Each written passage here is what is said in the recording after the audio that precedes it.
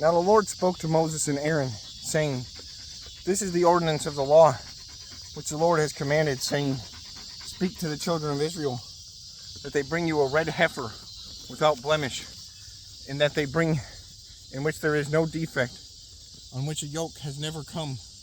You shall give it to Eleazar the priest, that he may take it outside the camp, and it shall be slaughtered before him.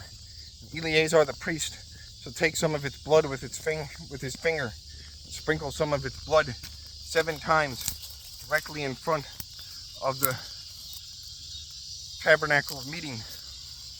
Then the heifer shall be burned in sight, its hide, its flesh, its blood, and its wood, and its offal shall be burned. And the priest shall take cedar wood, and hyssop, and scarlet, and cast them into the midst of the fire, burning the heifer.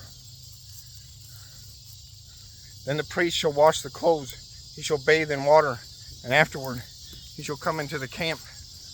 The priest shall be unclean until evening, and the one who burns it shall wash his clothes in water, bathe in water, and shall be unclean until evening. Then a man who is clean shall gather up the ashes of the heifer, and store them outside the camp in a clean place. And they shall be kept for the congregation of the children of Israel. For the water of purification, it is for purifying from sin.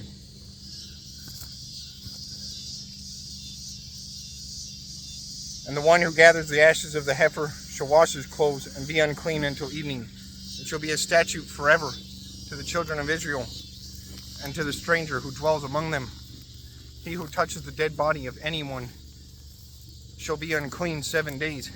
He shall purify himself with the water on the 3rd day, and on the 7th day, then he will be clean. But if he does not purify himself on the 3rd day and on the 7th day, he will not be clean.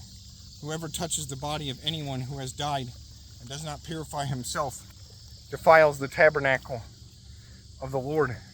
That person shall be cut off from Israel. He was not, because the water of purification was not sprinkled on him.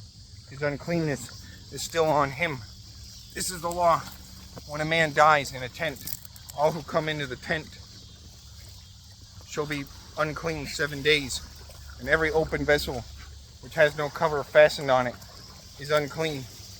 Whoever in the open field touches one who is slain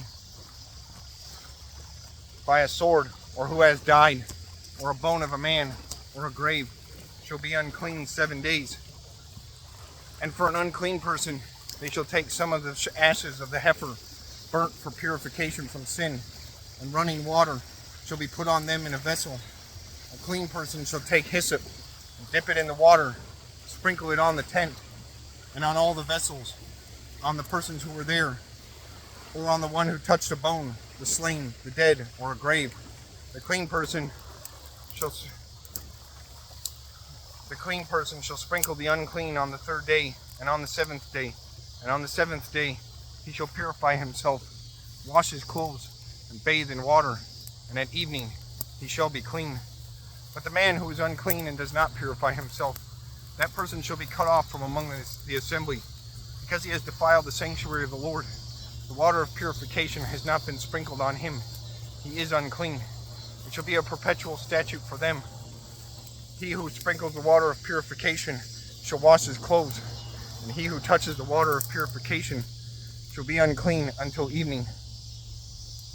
Whatever the unclean person touches shall be unclean, and the person who touches it shall be unclean until evening.